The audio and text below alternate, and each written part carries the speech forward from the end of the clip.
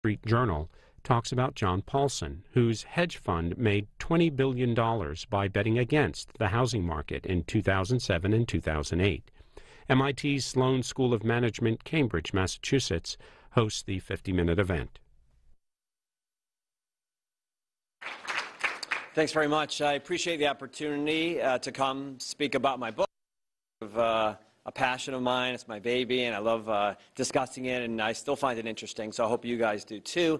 So I'm going to talk a little bit about my observations, some lessons from the research behind my book, and I'll also talk a little bit about what's going on now on Wall Street and some of the big traders and that I cover day to day, what they're betting on, what they're betting against. And I'll leave some time for Q&A.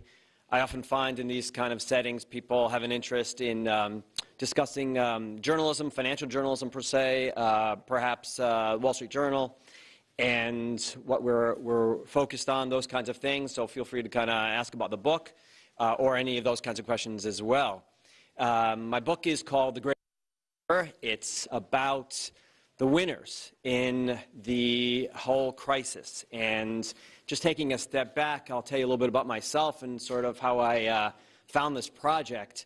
I've been at the Wall Street Journal about 13 years, and I've covered different things, the bond market and the Herd on the Street column I've written, and I write about hedge funds. And I've always been very interested in, fascinated by big trades and strikeouts and big home runs, as it were, on Wall Street. I guess it's my, I'm a sports guy, so I like big strikeouts and home runs. And I also feel as a writer there's a lot of drama and lessons to be learned from people that make really good decisions and do really well as those kind of make mistakes, and you can learn from those as well. So those always have the most drama and the most interest to me. So here I was in the fall of 2007, sitting at my desk, and things were starting to get bad. Wall Street firms were losing lots of money, Merrill Lynch, Citi, and I was covering some of this stuff, and a lot of my colleagues, and kind of figuring out who's next to fall and who's going to have more problems, and eventually things got much worse, obviously. And I got a call from a big hedge fund manager, and this is sort of what I do. We trade information. And he said, Greg, I just played tennis with a guy. His name is John Paulson. I barely knew who he was at the time. This is the hedge fund manager saying it. And I just could not believe how much money he's making now while everyone else is losing money. And it was an intriguing conversation, both because here was a guy who was actually doing well as the world was starting to implode, but also because my contact, who was among the biggest hedge fund managers out there on Wall Street and most respected investor, he hardly knew much about this guy, John Paulson. So if he didn't know much about him, and I had heard of John Paulson and I met with him a few times, but he wasn't exactly on my radar screen at the time. So he didn't know much about him. I didn't know that much about him, and yet he was the one who had figured this whole thing out. So they got me really excited. So I started working on this project. I wrote a front-page story for the Wall Street Journal. Then I followed it up with about a year or so of work on my book. And my book is about, it's about the winners in this crisis, as I said, John Paulson and others. But behind it all, what propels it all is sort of a conundrum that it shouldn't have been John Paulson. It shouldn't have been these investors that I write about who made the billions and figured it out and anticipated this collapse. The investors who should have been the ones I was writing about included people like George Soros, obviously, bet against the British pound. At the time, it had been the greatest trade ever until John Paulson and the investors that I write about. He should have done this trade. He didn't. Warren Buffett, obviously, you know, the greatest investor of the century, of the past century or so. He could have done it. He didn't do it. Mike Vranos is a expert in mortgage-backed securities, and that's what John Paulson threw himself into learning about and analyzing and betting against. And Mike Vranos didn't do this trade. Jim Chanos is the most famous short seller out there. And this trade is a short sale. It's betting against things. And Jim Chanos didn't do this trade. David Tepper, who is someone I wrote about more recently, he made $7 billion last year. And he's known for his big trades, big bets. He doesn't care if things go up, go down. He's okay with that. It's very volatile. He didn't do this trade. He was told about this trade. Friends of his, and including some of the people that I write about, said, hey, you should be doing this trade, and he didn't. And that kind of fascinates me and continues to do so. And yet, so it wasn't these group of kind of the big names on Wall Street. And those that did it include John Paulson, as I mentioned. And just to tell you a little bit about John Paulson, he spent a career on Wall Street. He went to NYU undergrad, did very well, went to Harvard Business School, again did well, and started off as an investment banker at Bear Stearns, and then he left to do his own investing and his own hedge funds. But what he focused on, what he specialized in, was merger arbitrage. And merger arbitrage is among the safest kinds of investing. Basically, you buy the stock that's being acquired, and you short or you bet against the company that's doing the acquisition. And you can shake it up a little bit, and sometimes he did, but it's not full of risk. You can do better than the next guy. And John Paulson had a good career and had a good track record, but he was a merger arb. He never did more than 15, 20% gains in a single year. And yet he was the one who did this trade. His right-hand man, the one really key in this trade, is a gentleman named Paolo Pellegrini. And Paolo's a native of Italy and also a smart graduate of Harvard Business School. He is even more unlikely to have played such a crucial role in the greatest financial coup in history. He spent a career kicking around Wall Street. He was an investment banker at Lazard Frères, didn't do very well, never got a promotion that he always wanted, never really rose very far, ended up leaving Lazard Frères, did some trading on his own. He didn't do so well. He tried to trade he was twice divorced and traded some of his wife's money a little bit, didn't really work out so well, and had some of these great ideas.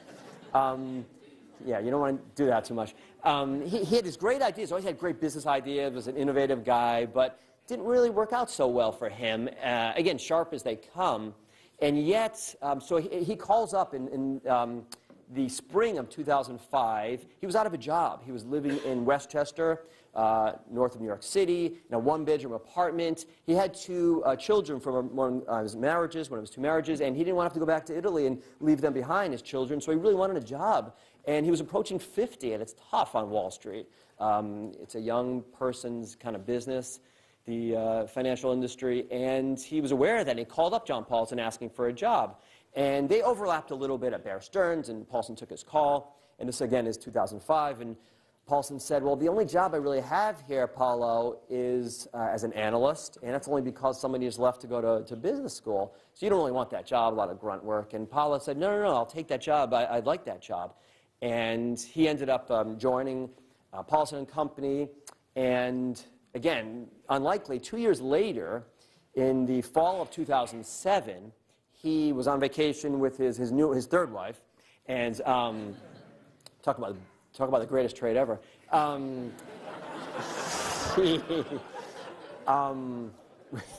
So he's on vacation with his new wife, and they're in, I think it was St. Bart's, and they stop to check the ATM. She stops to just get some money out of the ATM, and he hadn't really told his wife too much about the trade they were working on. He's a little superstitious, and he didn't want to jinx it too much. And she had a vague awareness that it was going pretty well, but not many details. He didn't give him too many details. And so she's at the ATM, and she checks it, and she's like, Paolo, there's $45 million in our account. And to that time, he really had very little money in his bank account, which is kind of shocking. And that $45 million was part of the $175 million that he made as a bonus for that trade, for that year, 2007's trade. So again, he goes from having nothing, really, in a one-bedroom apartment in 2005 to 2 years later, he's got $175 million in the bank and in St. Bart's having a good time. So he's unlikely. Why was it Paolo Pellegrini? The other characters I track, equally unlikely. There's a doctor turned investor in Northern California named Michael Burry. And Michael Burry actually was early on this trade, before Paulson, before many others. and he's a headstrong guy. He's a little bit stubborn. He didn't always get along so well with his own investors. A lot of them didn't really believe in him. He was a doctor, and he was doing really well with betting on stocks. But this, and as we'll talk about in a second, this trade had nothing really to do with stocks. It was derivatives, and it was mortgages. And a lot of his own investors didn't really believe in him, and they were skeptical. And Burry kind of persisted, and he gets a lot of credit, and he's really both a kind guy and a generous guy, but he can be a little stubborn and, again, unlikely and an interesting guy to have pulled this off. In Southern California, another gentleman I write about, Jeffrey Green, who was sort of this kind of cliched Hollywood type. He was a real estate investor who made a lot and then lost it all and had made it more afterwards. And he basically steals the idea from John Paulson and runs with it. And they were good friends. And he did a lot of his own work, though, and he gets a lot of credit as well. And again, he's not kind of the obvious guy to have pulled off the greatest trade in financial history. There's a young guy, Andrew Lottie, in Santa Monica, California, who looks more like a surfer than an investor, and he's very passionate about his investing. The only thing he's really as passionate about is legalizing marijuana.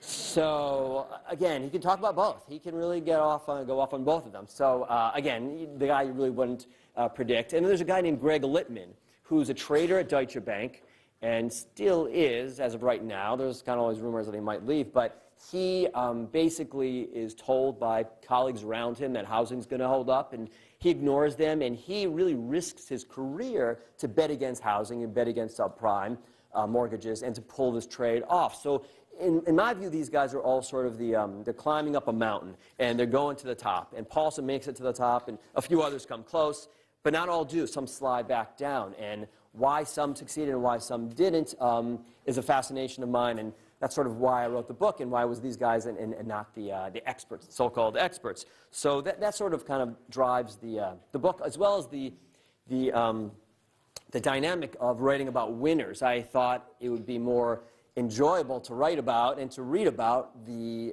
individuals who figured this out, and we can learn from these people as well, I think, as opposed to those who made the mistakes. So that's another reason why I threw myself into this book and in this project, and I still find it kind of fascinating. The first thing I wanted to kind of discuss is why the experts didn't see it, and that kind of runs through my whole book because it's a fascinating period of time in our financial system in our nation as history, because the very people that created this toxic kind of mortgage and toxic investments, all these kind of things that blew up this dreck, were the very people that got burned the most by them. And there's sort of this kind of view now that those investment bankers were sort of evil and they're out to get the investors. And I don't think that's the case. And the proof being that they got hurt the most. If you think about it, Citigroup and Merrill Lynch and a lot of other of the major names, the household names of Wall Street, the investment banks, are the very ones who created this stuff. So in other words, it's like almost like a butcher who has this poisonous meat, knows it's poisonous, or maybe should know it's poisonous, I guess that's the point, brings it home, instead of selling it all, brings it home and serves it to the kids. And it's always been a fascinating thing to me, and why that's the case. And because, again, there's this sort of understanding that, well, they knew what they were doing, and they kind of hoisted it on investors, and they really didn't. I mean, I know some of these people. There's a gentleman in my community, my little town in New Jersey, and he worked at Lehman Brothers, and he created some of the CDO stuff. So I talk to these people. That's sort of what I do. And I've got sort of some observations, as it were, to try to answer that question, because I've always been curious about it. And some of them are kind of more obvious than others, I think. I mean, if you think about it, there's been an evolution. Maybe there always has been. Andrew and some others are probably more experts than I, but there's an evolution. There was an evolution in the creation of some of these investment products. And first you had mortgages, and then you had mortgage-backed securities. And then they evolved to, well, let's take some of those mortgage-backed securities and then put them with some other debt product and create these CDOs, credit default obligations. And then you've got, well, synthetic versions, and then credit default swaps, and things really evolved and became much more complicated each year. and everyone kind of tried to outdo the next in terms of creating these products. And to me, it got to the point where the very people at the investment banks didn't really understand them the way they should have. And what happened was, in my view, you had sort of two tiers. You had the senior people. Now, the senior people, the Robert Rubins of the world, and the Chuck Princes, and Stan O'Neills, who Stan O'Neill ran Merrill Lynch. The first two gentlemen helped run Citigroup. And they were just too senior, and they really didn't know what many of these products were or their risk, and they deferred to the people below them. And you can criticize them for that, but they deferred both to the people below them, who were the experts, as well as the models that everyone was relying on. And these models were based on historic data, and a lot of that was based on just the fact that housing never, in our country, had ever fallen on a national level, at least more than a small blip of a month or two, if that. And so the models all kind of said, well, this stuff is safe, relatively safe, and the rating agencies all said it's safe. So it was a little bit of a passing the buck, and it was a little bit of, well, I can't really understand it myself, so I'm going to defer to these experts. And the experts were either relying on models or they were focused on their competition. And on Wall Street, unfortunately, we're at the point where everyone is worried about the next guy, and everyone's worried about the next quarter and meeting earnings. So my friend in my town, he's not a bad guy. He just knew that if he wasn't creating this CDO, even if it was toxic, somebody else would be. And I don't think also he thought they were so bad. They got caught up in it, and it's fascinating. The bigger these firms got, the more each group, and I've talked to a lot of these people, each group knew about their own area and the risk level. And maybe they said, well, yeah, I can see what bad could happen, but they didn't have a larger view of how it could affect other groups, how the dominoes could fall, and the overall risk of the firm. There were some firms that were better than others. Goldman Sachs does a much better job of drilling down and seeing where the risk is throughout its own system. That said, Goldman Sachs was late at catching this as well. They get a lot of credit, and people either love them or hate them, but in the spring, actually fall or late summer of 2006, Josh Birnbaum, who was the head ABS trader at Goldman Sachs, was at Paulson & Company, and he was over there, invited over by John Paulson after he had established this bet, this short against these toxic mortgages, toxic mortgage product, and Birnbaum was bullish, and Paulson invited him over there, and he gets a lot of credit, and I think there's a real lesson there that Paulson invited groups of analysts, many of whom were bullish, over to the firm to challenge their thesis. And Birnbaum sat across, and I've got a scene in my book, he sits across from the experts at Paulson, and he's the number one guy in the street. And he knows this stuff better than Paulson. Again, Paulson was a merger arb for many years, and he kind of was learning about this stuff. And Birnbaum says, whatever you're selling, I'm going to buy. And the guys at Paulson were a little taken aback. They weren't really sure what message he was sending. Was he trying to help them because he traded with them? Maybe he was trying to help them out. Or was he trying to fake them out a little bit? Maybe he was sick of taking the other side of their positions because they kept shorting and shorting and shorting, and maybe he was holding too much of it, and he was trying to tell them, hey, stop it so much. He's trying to fake them out. They weren't really sure. All they knew was that the top guy in the business was telling them, was warning them. And yet they kept with their trade. And again, that says to me, yeah, Paulson gets a lot of credit, but Goldman Sachs was a little late to this too. And to their credit, they turned on a dime. And they realized in late 06 and early 07 how dangerous some of this mortgage product was that was sitting on their books.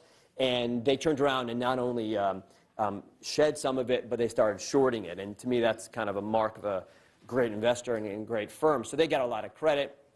But going back to my earlier theme, the experts really didn't see this coming. And part of it is that they're too caught up in their own worlds. And when it comes to the experts who are investors, who should have seen this coming, the mortgage experts. I mean, there were guys who dealt with mortgage product day in and day out for years and years. This is what they did.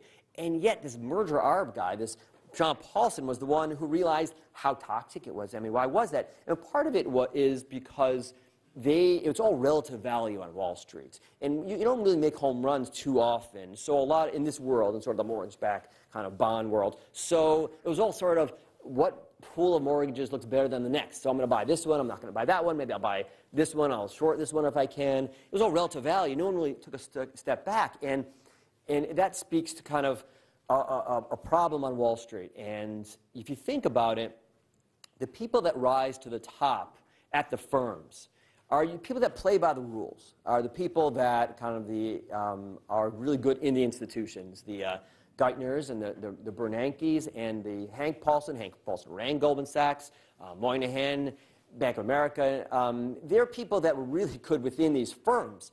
But these firms don't usually have people sitting around thinking about the details, the bad things, what bad can happen, or taking just a step back. I mean, Chuck Prince is famous for saying, we have to keep dancing until the music's over, and that was sort of the attitude. That still is sort of the attitude on Wall Street, where, yeah, maybe I'm a little worried about this product that I've got on my books or that I'm selling to investors, but if I don't sell it, if I don't put it on my books, then someone else will, and I'm going to lose maybe in a few cents earnings per share, et cetera. And that's a real problem on Wall Street. We don't really have the people that think a little differently. We don't have enough of these people. And part of the issue is the hedge fund world, because it pays so well and it draws out talent. But it doesn't just draw out talent. The people, the Moynihans and the Bernankes, all those kind of people that play by the rules, they're as smart as the hedge fund guys. But the hedge fund people are very entrepreneurial. It's one reason I enjoy writing about them. They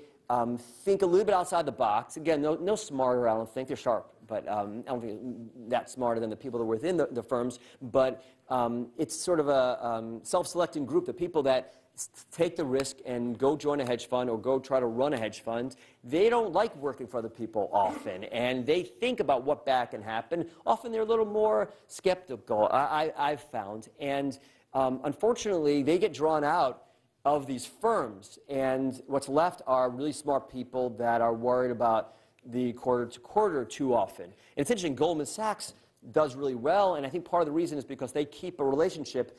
People know, by definition, the more entrepreneurial people, I think, who maybe want to start a hedge fund, they know that half of, I'm exaggerating, many of the hedge funds are started by ex-Goldman Sachs guys. So maybe by definition, again, it's a self-selecting group, the entrepreneurial ones to go to Goldman, and then Goldman, to their credit, they keep in touch with a lot of the ex-Goldman people. So if you're a risk manager at Goldman Sachs, I think it's easier to make a few calls and see what the real risks are out there as opposed to maybe another firm. And maybe that's some kind of lessons that some other firms can learn by.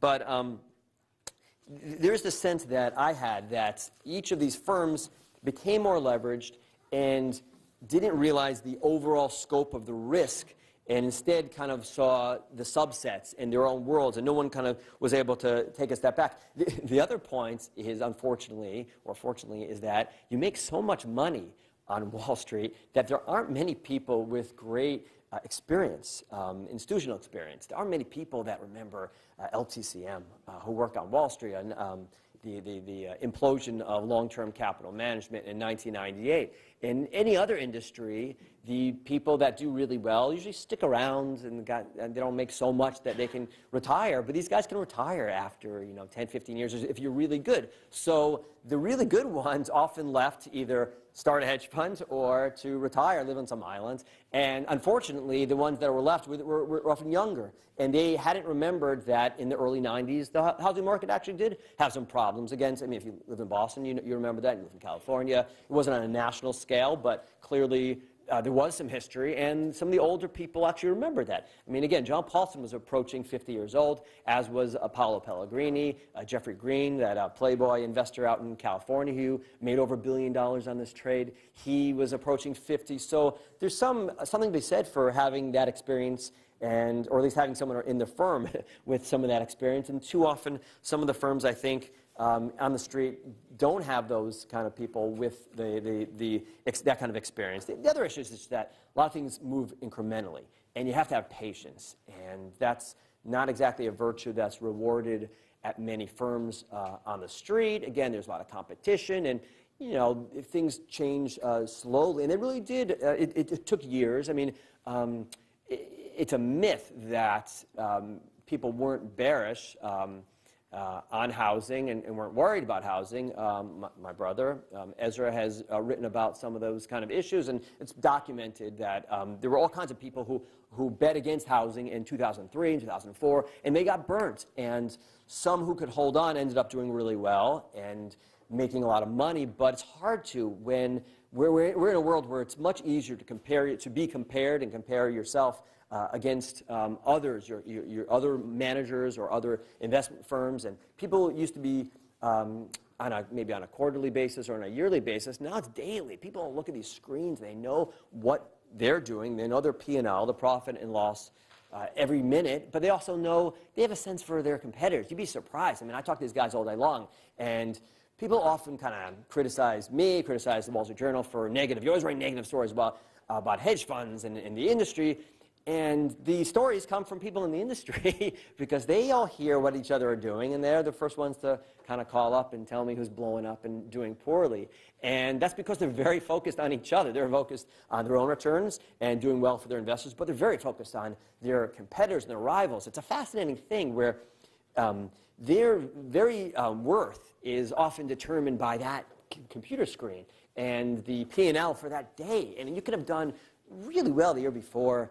And Andrew, you probably you know these guys as well as I do. And or you could have a career of making so much money you don't have to work. These guys don't have to work. A lot of these guys I talk to don't have to work. They really don't.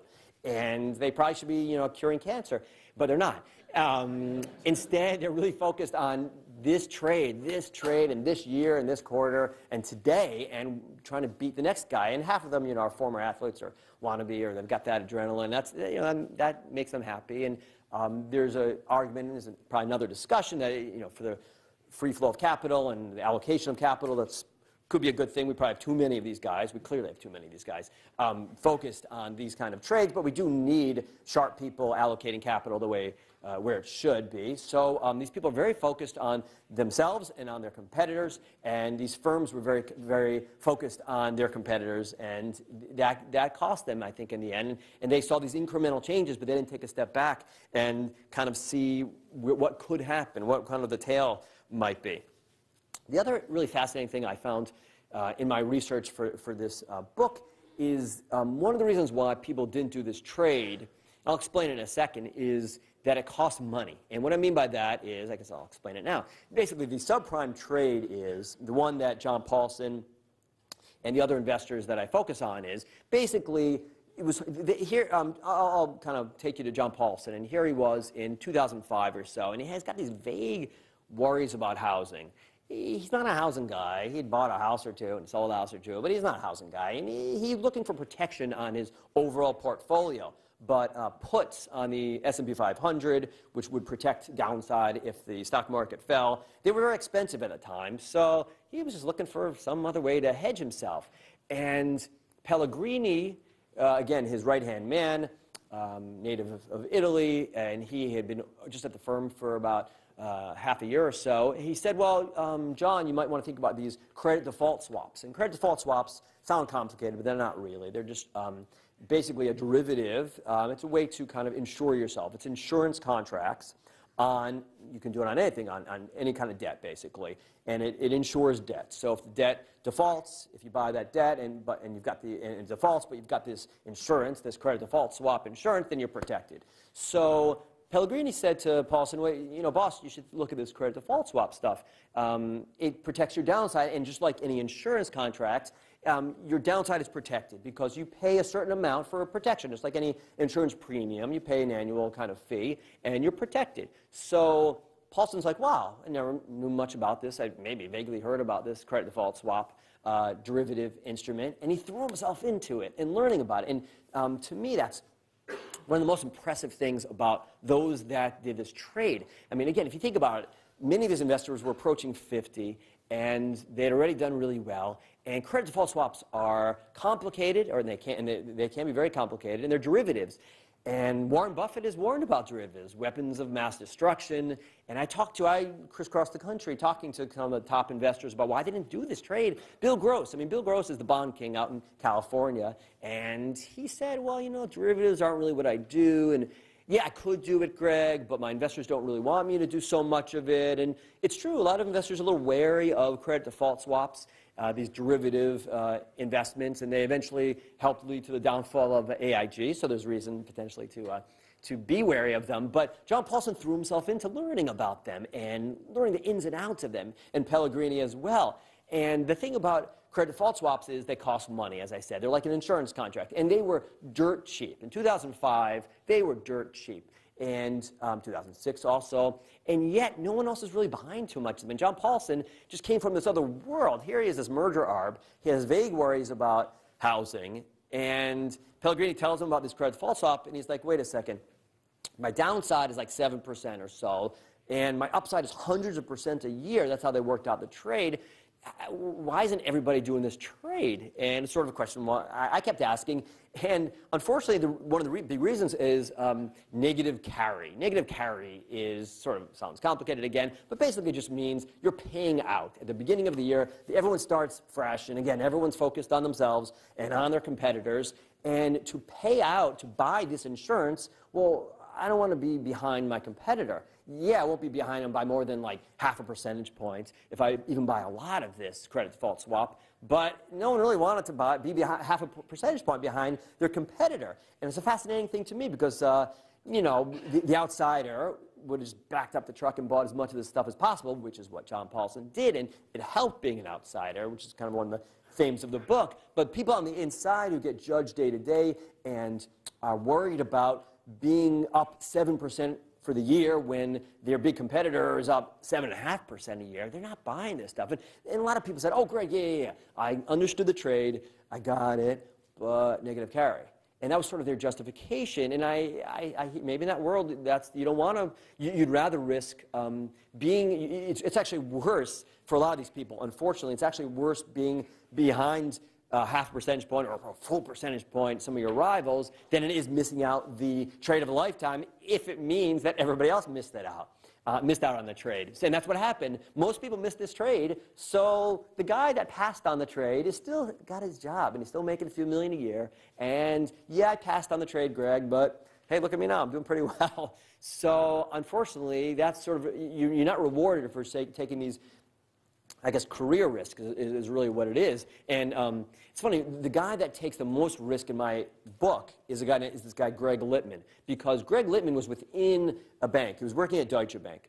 And people thought he was crazy. People made fun of him. They teased him. They called him a fool because he was worried about housing. And he was buying this credit default swaps. And people working with him, the senior people, his bosses, they all kind of said, well, yeah, you can do a little bit of that stuff, Greg, but check back with us daily, and we want to hear about this trade, and don't take out too much risk. And he ended up, and I don't want to get into too much of it, but he ended up doing some things just to make money to keep his bosses happy so he could keep this trade on. But if this trade hadn't worked, he would have been known as the fool who bet against housing. Oh, Greg, don't you know the housing never goes down on a national basis? Don't you know that the Fed can always cut rates? Greg, don't you know that you're taking real career risk? And he really did, and yet he stuck to his guns. And again, if he hadn't done this trade, he'd still be making a few million a year because everybody else missed the trade. Big deal. And housing collapsed. Oh, perfect storm, perfect storm. We all read about the perfect storm. It wasn't a perfect storm. It was just people made mistakes and didn't see this thing coming. But, oh, yeah, perfect storm was, you know, come up. The people that blew it came up with this kind of explanation, perfect storm. But so Greg Littman could have said, oh, I missed the trade, but so did everybody else. And analysts all our analysts said, you know, don't worry. Well, some of them were actually skeptical at Deutsche, but many weren't. So he takes real career risk, and he takes the biggest risk to me of anybody in this that I write about, largely because he had more downside when it comes to this stuff. He was already making a good living, and yet he did the trade anyway. Excuse me. So those are the people that should have done it, and again, I guess one of the things that I've come to, the conclusion I've come to is that Wall Street talks a big game about being contrarian, being contrarian investor. There are books written, and they're not contrarian at all. They're all, more than ever, people jump on trades, and that's why I think we're actually in an age of bubbles, where the hot trade is communicated much more easily than ever before. And sort of maybe a separate topic, but I do think we're in this period where, I mean, as an academic, you would think that markets should be becoming more efficient over time, right? Not more inefficient. You've got more information out there. There are more people investing, I should say. And yeah, slip of the tongue.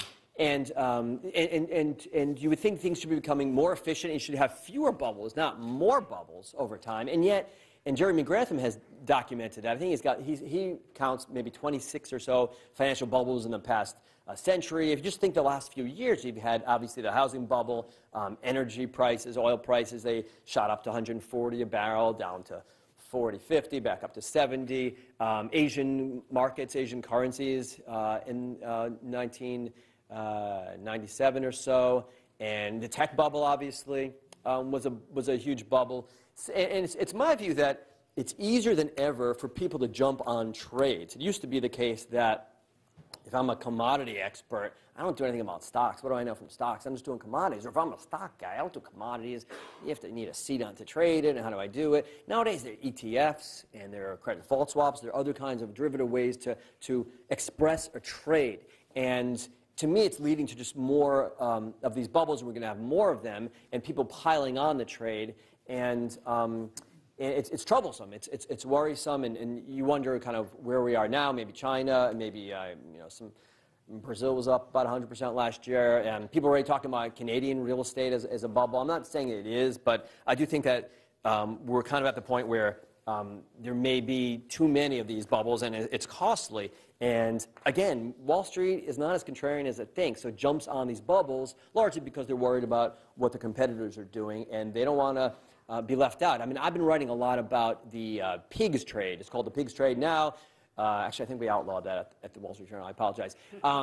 Portugal, Italy, Ireland, Greece, and Spain. So it's betting against those countries, betting against the debt of those countries. And all kinds of investors are doing it. It's not just your sovereign debt experts, your bond experts, people that are experts in kind of international affairs or anything like that. People who never knew anything about these countries, I'm not sure, I assume they can find it on the map, I hope so, they're piling on this trade. And I'm not saying it's a bad thing, it's just interesting, dynamic, and you're going to get more of these, and it's hard to be a contrarian on the streets, harder than ever, I would think. So why was it these investors that I write about? Why was it John Paulson and Paolo Pellegrini, Jeffrey Green, Michael Burry, Greg Lippmann? So there's a myth out there that everybody drank the Kool-Aid and everybody believed in housing. My brother counts this data, between 2000 and 2003, there were about 1,400 mentions of the phrase housing bubble in articles in U.S. publications. Over the next 3 years, there were 5,500 mentions of the phrase, and there were big stories and prominent stories in big newspapers and other places. So it wasn't the case that my investors, the ones I write about, were the only ones who were skeptical. There were a lot of people skeptical. So why was it who came up with it? Well, one of the reasons is some of them were a little late to the game, and that can help. So, good fortune here is important as well. So there were investors who put on this trade, who bought credit default swaps, this insurance on subprime mortgages. Then they bought it in 2003, 2004, and nothing happened. And their bosses got upset, and they took the trade off, or they took the trade off themselves, and their investors got upset, and their clients weren't thrilled with it. They were losing money. And other people bet against home builders or tried to come up with another way to bet against housing. And there weren't a lot of great ways. There were, if you bet against, let's say, a home builder, it didn't really work for a long time. And then even if you were convinced that eventually it would work, there was a lot of consolidation in that industry, and maybe the one that you bet against would actually end up doing pretty well. And there was that danger, and a lot of times it hurt people. So there weren't a lot of ways to kind of get cautious about housing. You could, move the missus and the kids out of the house and rent. That's hard. They got friends and, a lot of stuff in the house. It's not easy to do. There weren't many ways to do it, and those that were worried and figured these credit default swaps out early, it took actually a little while for them to be really great trading mechanisms. And it is one thesis that it took till 2005 and early 2006 for there to be a really great way to bet against housing, bet against subprime mortgages, and that was these credit default swaps when they introduced synthetic ones where you can bet against kind of a pool. You didn't have to own the pool, and basically just kind of buy some insurance. And then there's this ABX index, which tracks subprime mortgages. So that was all introduced kind of 05 and 06. And then maybe it's not a coincidence that perhaps that's when things started imploding. But it really wasn't easy to bet against housing. And it was better to be late than to be early on this trade. And that's what John Paulson and some of these people had going for them, in that they got nervous about housing in 2005. And then 2006 is when things started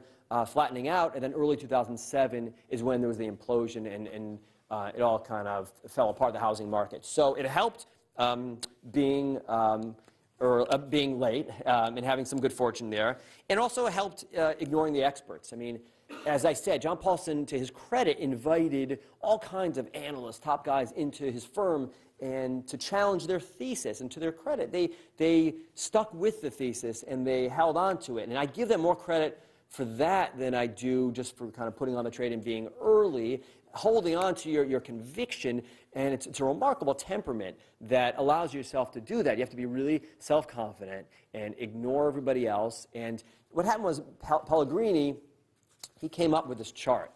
And it showed housing prices on a national basis over the past, I think it was maybe 75, 80 years or so. And it basically was right in front of them. It was just clear. Things were kind of slowly growing, and boom, they shot up. And they figured out, wow. And Pellegrini came to Paulson. He's like, boss, check this out. And Paulson sat back in his chair, literally, and he's like, wow, look at this data. It's right here. It's clear. We should start betting against housing. And that's why they held on to it. Now, the irony here is that they weren't the first people to come up with this data. Robert Shiller had already published it maybe a year earlier. But Pellegrini came up with it himself, and he became convinced of it, as did Paulson, and they held on to their conviction. And that's pretty impressive because, again, it's hard when you have all the experts telling you one thing and your clients were nervous. I mean, there were a lot of investors, their own clients, who didn't really believe in the trade. Some did, and some realized that there was very little downside and there was huge upside. But hey, here's a stock guy, merger arb guy, John Paulson. What's he buying all the subprime protection for? And that's why Paulson was smart, in that he had a lot of it in his own funds, but he said, you know, if I'm really going to make a big, huge bet here, I've got to really set up a new fund just dedicated to this trade, a one-trade fund. And now a lot of people on Wall Street are doing that. Bill Ackman did one for Target, and there are these others. But at the time, there weren't that many people. It was seen as, you're not supposed to. You need some diversification. How do you have one trade in a fund? And when he first started raising money, John Paulson had real difficulty. He only raised $147 million at the get-go in early 2006 for this dedicated fund. He was rejected time after time. He went into Harvard, and they said, we don't see it, we don't get it. There are other ways to express this trade, and they didn't do this trade, but they thought they had a better way to do it. He got rejected there. He got rejected at a lot of different places. And the experts all told him, you know, again, housing doesn't fall on a national basis. The Fed could always step in. How are you going to get out of your trade? Things like that. And Paulson just stuck to his guns. And that kind of conviction, to me, is pretty impressive. And as is, I'm really impressed by how he held on to the trade. And I'm going to tell you, in 2007, in February 2007, they made 66% in a single month. Now, just to give you some context, they had never really made more than a few percentage points in a single month. And they made 66% in 1 month. They made more in one morning than George Soros made betting against the British pound. And George Soros made about $1 billion betting against the British pound for his hedge fund only. And Paulson was making billions. And Pellegrini had never really been paid much before. So he comes to his boss and he says, hey, we should be taking some of this trade-off, right?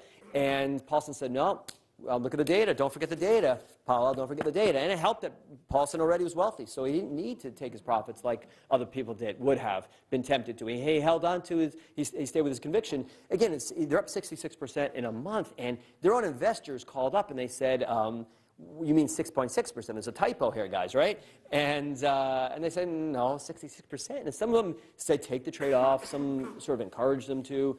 Some of them said, well, move me to another fund which doesn't have as much exposure to these subprime CDS, credit default swaps, which is what the trade was. And Paulson did, and he didn't kind of break stride. He held on to this trade. And again, that kind of conviction, to me, is pretty impressive. And that, to me, he gets all kinds of credit for that.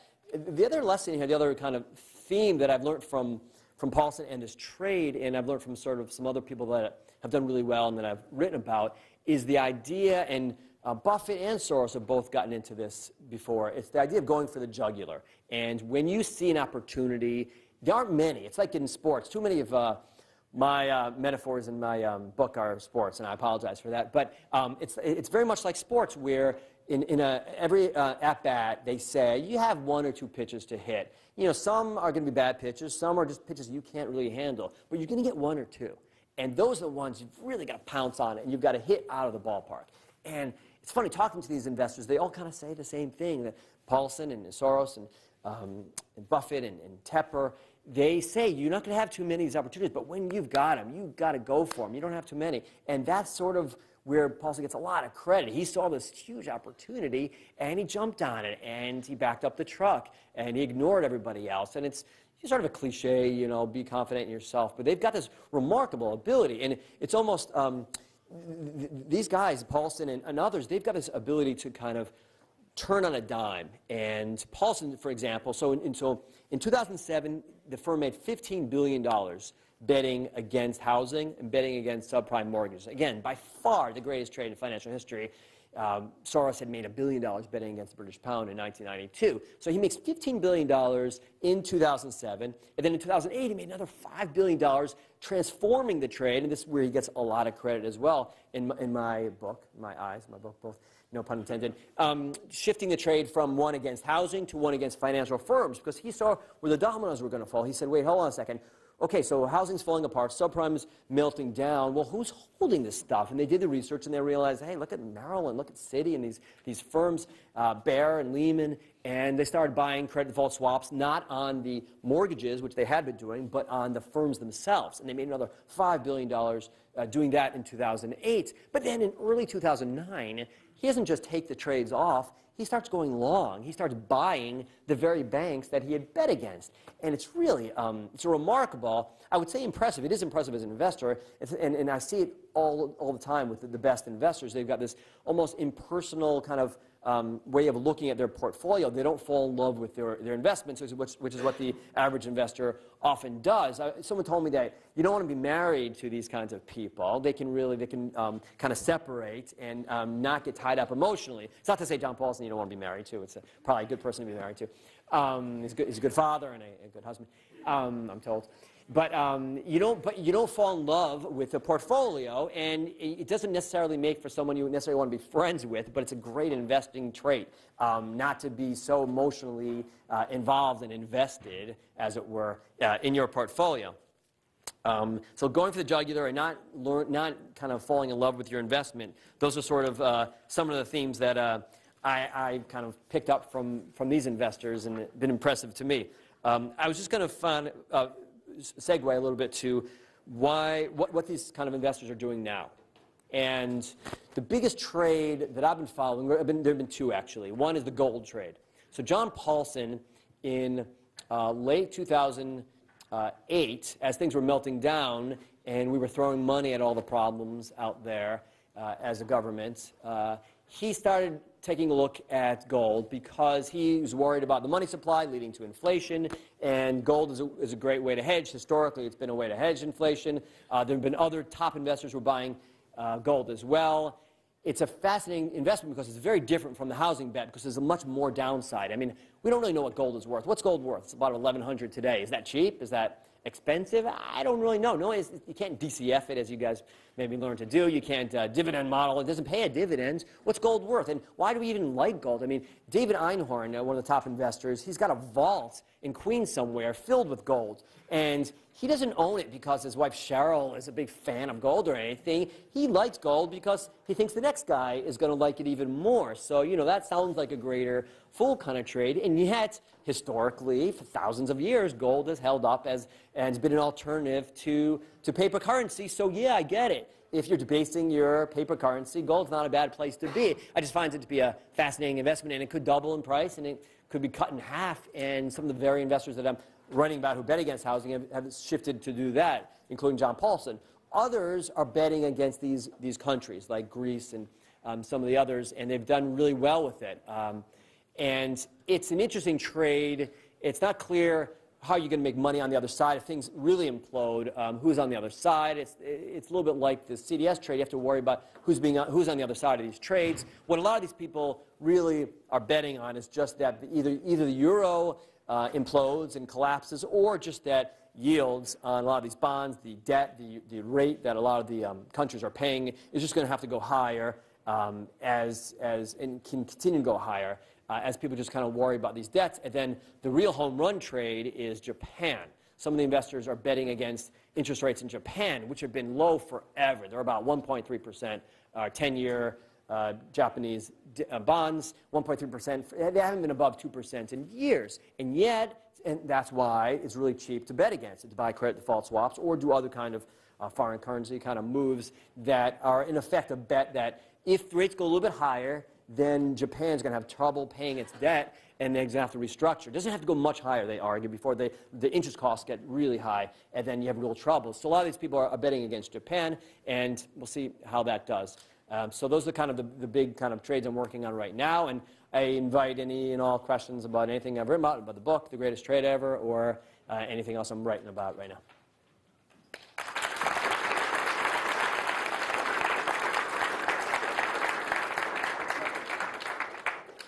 Greg, I think I get the privilege of the first question. Okay. We only have time for one. I find it interesting that both the greatest trade ever and the second greatest trade ever, Soros shorting the pound, were shorts. Do you think that there are more great trades among shorts than longs? That's interesting. They tend to be more asymmetrical, and that's what these guys look for. So the crowd generally does well, the herd, as it were, betting on things to go higher, and things generally have gone higher, and things have improved over time. So it's the outlier kind of trade is often the short trade. It's not always the winning one, but yeah, that often is. So,